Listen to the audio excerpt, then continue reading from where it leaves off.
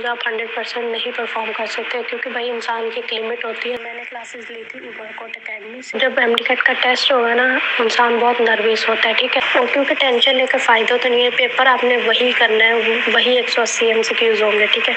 Tension लो नहीं लो, वो MCQs change नहीं होने वाला। देखिए, मैं आपको MCAT के हवाले से ये गाइडेंस दे सकती हूँ कि लाइक इन बायो जो है वो आप मतलब किसी और बोर्ड से नहीं पढ़ो, फेडरल, पंजाब, इस तरह नहीं, सिर्फ और सिर्फ सिंध बोर्ड से पढ़ लो, इनफ है, ठीक है। मोर देन इनफ है बल्कि, क्योंकि मैंने खुद भी पर्सनली फेडरल से पढ़ा था, बट मुझे काम नहीं आया था फेडरल की बायोलॉजी, ठीक है। आप सिंध बोर्ड से पढ़ो, बहुत अच्छे से पढ़ो, ठीक है। जितनी दफ़ा आप मल्टीपल रिविजन्स कर सकते हो वो करो, आपकी बायो इजीली निकल जाएगी, ठीक है। कि फिज़िक्स है, फिज़िक्स में भी आप बहुत बड़े बड़े न्यूमेरिकल्स की तरफ मत जाओ, ठीक है। तो मैं ये भी सॉल्व कर लूँ, वो भी कर लूँ, इस तरह नहीं। आप न्यूमेरिकल जो बेसिक न्यूमेरिकल्स है, जिसमें डायरेक्ट फार्मूला लग रहा है या हल्का सा लॉजिक लग रहा है, MCAT में भी ऐसे ही न्यूमेरिकल्स आते हैं। आप पिछले साल का पेपर देख लें, उससे पिछले साल का, जब भी आप देखेंगे आपको इतने मुश्किल न्यूमेरिकल्स नहीं मिलेंगे, बिल्कुल आसान होते हैं, क्योंकि आप जाहिर सी बात है मेडिकल के बच्चे हो, तो आपको इतना मुश्किल न्यूमेरिकल्स नहीं दिए जाते, ठीक है। और इसके अलावा बाकी फिज़िक्स के, अगर हम नॉर्मल न्यूमेरिकल्स के अलावा जो थ्योरी पार्ट होता है, ठीक है, उसके MCQs वो भी इतने मुश्किल नहीं होते, ठीक है। आपने अगर अच्छे से आपका कॉन्सेप्ट क्लियर है तो आपको आ जाएंगे वो न्यूमेरिकल्स, ठीक है। बाकी केमिस्ट्री के लिए देखें, मैंने अपनी दफ़ा भी ना बहुत सारे रिएक्शंस याद किए थे। अल्डिहाइड का भी रिएक्शन याद करो, कीटोन का भी, कार्बोक्सिलिक एसिड का भी, कीटोन, अल्कोहल, इस तरह मैंने बहुत रिएक्शंस याद किए थे, बट वो मेरे इतने काम नहीं आए। मेन फोकस जो है ना, MCAT के आप पेपर भी उठा कर देखिए, सेकेंड ईयर जो केमिस्ट्री से आया था, उसमें मेन फोकस इसी चीज़ पर था कि ये न्यूक्लियोफिलिक, इसका ऑर्डर क्या होगा, इलेक्ट्रोफिलिक का, इसके अलावा रिएजेंट कौन सा था, और इनमें से ज़्यादा एसिडिक कौन है, इस तरह की चीज़ें ना पूछी गई थी, ठीक है। मेन फोकस उनका ये रिएक्शंस पर था ही नहीं, उनके रिएजेंट्स ऑर्डर्स पर था, ठीक है। मैं ये नहीं कह रही कि आप रिएक्शन को पढ़ो ही नहीं, पढ़ो सही, मगर आप जो आपको लगता है ना कि हाँ ये चीज़ थोड़ी इस पे ध्यान नहीं जा रहा हमारा, तो मुझे भी ऐसे लगता था कि यार ये न्यूक्लियोफिलिक ऑर्डर कौन ही पूछेगा, और मैंने भी उसको थोड़ा इग्नोर किया, तो मैंने ज़्यादा ध्यान जो दिया था वो रिएक्शंस पर दिया था। बट पेपर जब देखा मैंने, उसमें उल्टा सीन था, ठीक है।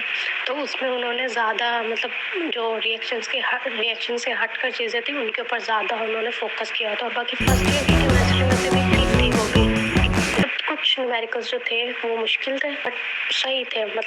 मेरा खुद का भी केमिस्ट्री पोर्शन इतना कोई अच्छा नहीं हुआ था, तो मैंने ये गलती की थी कि मैंने रिएक्शंस पे ज़्यादा ध्यान दिया था, बाकी चीज़ों को इग्नोर किया था, ठीक है। इसके अलावा इंग्लिश और लॉजिकल वो भी बहुत आसान होते हैं, ठीक है। और इसके अलावा मोटिवेशन और डिमोटिवेशन की बात की जाए तो भाई देखिए, आप फर्स्ट ईयर से लेकर इंट्री टेस्ट 2.5 साल ऑलमोस्ट होते हैं, ठीक है। 3 साल तक कंटिन्यूसली मोटिवेटेड नहीं रह सकते। आपको बीच में एक पॉइंट आएगा जब आप डीमोटिवेट हो जाओगे कि हाँ मेरे से नहीं हो रहा, बट ये चीज़ है कि आपने डीमोटिवेट नहीं होना। आप दिमाग में ये बात रखें कि मैं इतनी दूर अगर आया हूँ तो मैं इसलिए नहीं आया कि मैं हारूँ। और ये कि आप रोज़ अपना 100% नहीं दे सकते, बट मैटर ये करता है कि आप कंटिन्यूसली कंसिस्टेंसी से आप एफर्ट्स करें। आप एक दिन 100% परफॉर्म करें, दूसरे दिन अगर 30 भी कर रहे हैं, बट ये है कि आप परफॉर्म करो रोज़ के रोज़। ये नहीं कि मैंने एक दिन पढ़ लिया फिर मैं अभी को मेरे से नहीं पढ़ा जा रहा, मैं 3 दिन बाद पढ़ूँ, ऐसे नहीं है। रोज़ पढ़ो, आप अपने टारगेट सेट करो कि मुझे आज इतना पढ़ना है, ठीक है। आप सब टारगेट नहीं, आप पहली बात तो टारगेट पूरा करने की कोशिश करो, नहीं हो रहा तो नेक्स्ट डे उसको कंप्लीट करो, जो नेक्स्ट डे का टारगेट था वो भी करो, ठीक है। रोज़ आप 100% नहीं परफॉर्म कर सकते, क्योंकि भाई इंसान की एक लिमिट होती है, थक जाता है इंसान। मगर मैटर ये करता है आप कंसिस्टेंसी से परफॉर्म करो। और इसके अलावा MCAT में गलतियाँ आप जब MCAT का टेस्ट होगा ना, इंसान बहुत नर्वस होता है, ठीक है। तो आपने ये गलती नहीं करनी कि आप बहुत ज़्यादा टेंशन लो। देखो, आपने इतना पढ़ा होता है, ठीक है। आपको खुद पर कॉन्फिडेंस होना चाहिए, इतना एतमाद होना चाहिए कि मैं कर लूँगा, ठीक है। इससे क्या होता है, इंसान ना रिलैक्स रहता है। और क्योंकि टेंशन लेकर फ़ायदा तो नहीं है, पेपर आपने वही करना है, वही 180 MCQs होंगे, ठीक है। टेंशन लो नहीं लो, वो एमसीक्यूज चेंज नहीं होने वाला। उल्टा टेंशन से ये होगा कि आपका दिमाग बंद हो जाएगा और आप एमसीक्यूज गलत करोगे, ठीक है। और दूसरी चीज़, एक पहली चीज़ की टेंशन नहीं लेनी, दूसरी चीज़ कि आप जो की है साथ साथ फिल करना, ठीक है। क्योंकि मैंने खुद भी ये गलती की थी कि मैंने की साथ साथ फिल नहीं की थी। मुझे लगा था कि बहुत टाइम होगा तो मैं ना एंड पर की फिल कर लूँगी, बट कि मैं इतना टेंशन में आ गई थी, एंड टाइम पे मैं इतना पैनिक कर गई थी। मैंने आखिर के आधे घंटे में अपना 3 पोर्शन किए थे, फिजिक्स, लॉजिकल एंड इंग्लिश। ये तीनों मैंने पोर्शंस किए थे और वो साथ साथ मैंने की भी फिल की थी। तो आप ये चीज़ गलती मत करना कि आप की को साथ साथ फिल नहीं करो, आप साथ साथ करना, क्योंकि मैंने ये गलती की थी और मुझे इसका काफ़ी नुकसान भी हुआ था, ठीक है। तो आप की साथ साथ फिल करना, और अगर आपको कोई एमसीक्यूज नहीं आ रहा तो उस पर आप टाइम ज़ाया नहीं करना, ठीक है। आप आगे मूव ऑन कर लेना, उसके बाद जब सारा हो जाए उसके बाद फिर आप उसी एमसीक्यूज पर वापस आना और उसको सॉल्व करना, ठीक है। तो एक एमसीक्यूज नहीं आ रहा उस पर टाइम वेस्ट वगैरह मत करना।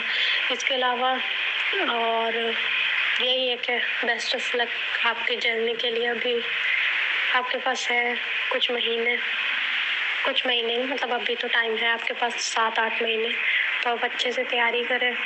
और इसके अलावा और मेरी रूटीन मैं मतलब इस तरह है कि मैं ऐसे नहीं थी कि मैंने फिक्स टाइम पे पढ़ना है। मुझे जो टाइम मिलता था मैं पढ़ती थी, और मेरा ये था कि मुझसे रात के टाइम पढ़ा नहीं जाता था, ठीक है। तो इसलिए मैं दिन के टाइम में पढ़ती थी, सुबह अपनी क्लासेस लेकर। उसके बाद मेरे पास मतलब जितना भी टाइम होता था वो मैं पढ़ ही रही होती थी। मैंने क्लासेस ली थी उमरकोट अकेडमी से और सर बिलाल ज़िया से मुझे फ़िज़िक्स में फ़ायदा हुआ था और बायोलॉजी में, और उमरकोट अकेडमी से मुझे बायोलॉजी, केमिस्ट्री और इंग्लिश में ज़्यादा फ़ायदा हुआ था। इसके अलावा आपको ये चीज़ ध्यान में रखनी है कि आपको की साथ साथ फिल करनी है, क्योंकि मैंने ली थी ऑनलाइन क्लासेस। ऑनलाइन जब टेस्ट होता था हमारा तो मुझे की फिल नहीं करनी पड़ती थी, बस जो मैंने आंसर मार्क कर दिया वो कर दिया, ठीक है। बट एमडीकैट में जब हम देते हैं तब हमें की फिल करनी पड़ती है। तो आप इस चीज़ को ध्यान में रखना और इसी हिसाब से अपना टाइम मैनेज करना है कि आपको साथ साथ की भी फिल करनी है। मुझे इस चीज़ का थोड़ा नुकसान हुआ था, तो एट द एंड हमने बन ही गए डॉक्टर।